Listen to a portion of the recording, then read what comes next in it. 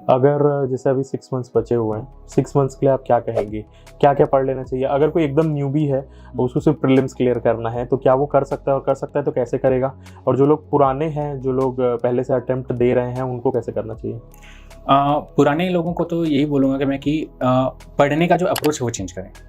कई बार क्या होता है, मैंने ये देखा है कि लक्ष्मीकांत की बुक कोई पढ़ रहा है 6 साल से, पर वो पॉलिटी के क्वेश्चंस अगर 10 क्वेश्चंस आ रहे हैं उसमें 5 भी सॉल्व नहीं कर पा रहे। इसका मतलब ये है कि आपने जो बुक पढ़ने का तरीका है आपको बुक का, वो सही नहीं है। आप एक बार पढ़िए, 2 बार पढ़िए बुक को, उसके बाद आप क्वेश्चन करिए, उसके बाद आप बुक पढ़िए।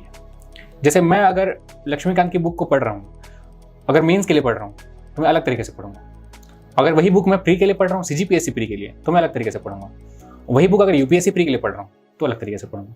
आपको वो मटेरियल यूज़ करने आना चाहिए, वो भी मतलब इफ़िशिएंटली, तब आप उसको अच्छे से उसे कॉस्ट बेनिफिट ले सकते हैं।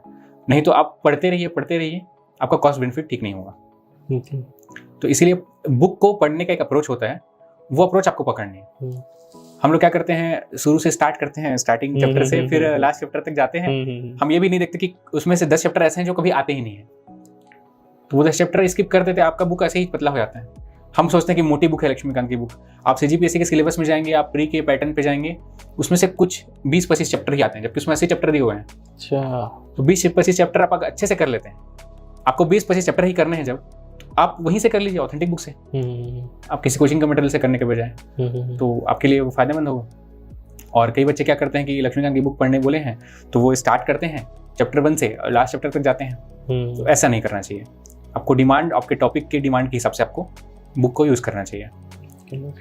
और अगर कोई न्यू स्टूडेंट है जो अभी कर रहा है, उसको क्या क्या चीज़ें? न्यू स्टूडेंट के लिए तो मैं बोलूँगा कि आप पूरा पढ़िए, ऑथेंटिक बुक पढ़िए, एनसीईआरटी पढ़िए, और 1 साल रीडिंग पे ध्यान दीजिए, केवल रीडिंग करिए। जैसे आप कोचिंग भी अगर ले रहे हैं तो कोचिंग में भी 1 साल लगता ही है, तो आप कोचिंग के टाइम में ये मत सोचिए कि मेरे को एग्जाम देना है। मेरे को लगता है ऐसा कि जब तक आपकी रीडिंग हैबिट, राइटिंग हैबिट नहीं बनती है, जब तक आपकी वोकैबुलरी और ऑब्जेक्टिव जो है वो सही नहीं होता है, तब तक आपको एग्जाम नहीं देना चाहिए। जैसे कोई कॉलेज स्टूडेंट्स हैं या जिनका एज अभी नहीं हुआ है, 20-21 तक के हैं, तो उनको तो 1-2 साल रीडिंग करनी चाहिए।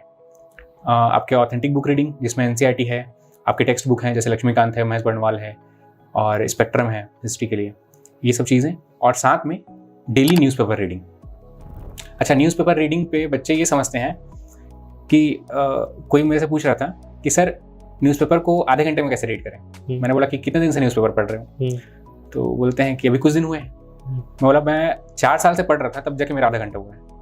तो आप कैसे सोच सकते हैं कि आप 5 दिन पढ़ के आधे घंटे में ले आएंगे? जब तक आप पकड़ेंगे नहीं कि कौन सी न्यूज़ आपको पढ़नी है, कौन सी छोड़नी है, ये आपको पता नहीं चलेगा, और किस एग्जाम के लिए पढ़ रहे हैं न्यूज़पेपर ये पता नहीं चलेगा, तब तक आप उसको नहीं ला सकते आधे घंटे में। तो बच्चे को ये लगता है ना कि एक बार की रीडिंग में आ जाएगा, तो ऐसा नहीं होता है। आप बार बार रीडिंग करेंगे। लक्ष्मीकांत को आप जितने भी एस्पिरेंट्स से जो टॉपर्स हैं वो पूछेंगे, जो सक्सेसफुल हैं, उनसे आप पूछिए तो वो 7-8 बार, 9 बार, 10 बार पढ़ चुके हैं। कई लोग 20-20 बार पढ़ चुके हैं। तो वो रीडिंग का पेशेंस आपके में होना चाहिए, आपको बार बार पढ़ना पड़ेगा वो चीज़। और पर्टिकुलर्स में पढ़ते हैं, जैसे आपने कोई क्वेश्चन किया, आपसे नहीं बना, मान लीजिए फंडामेंटल राइट्स का क्वेश्चन है, आपसे नहीं बन रहा है, तो आप जाके वहाँ पर्टिकुलर में देखिए कि क्यों नहीं बन रहा है आपका। तो बुक को उस अप्रोच से पढ़ेंगे तो ज़्यादा बेटर है मेरे ख्याल से।